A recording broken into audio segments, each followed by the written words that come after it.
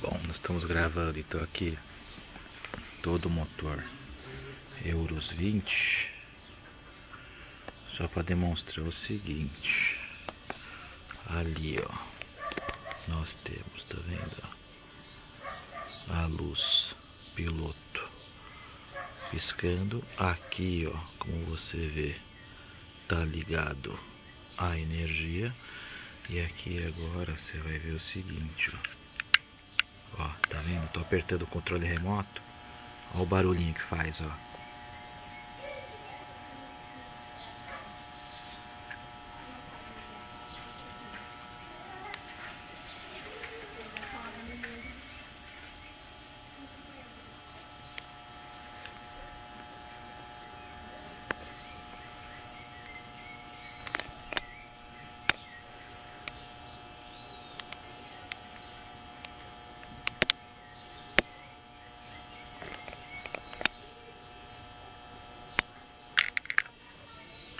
Só para esse barulho quando aperta, ó, tá vendo? Ó?